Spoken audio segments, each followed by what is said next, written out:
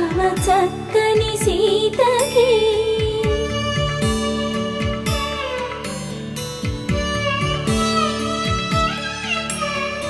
ఎర్ర జాబిలి చేయి రాముడేడని అడుగుతుంటే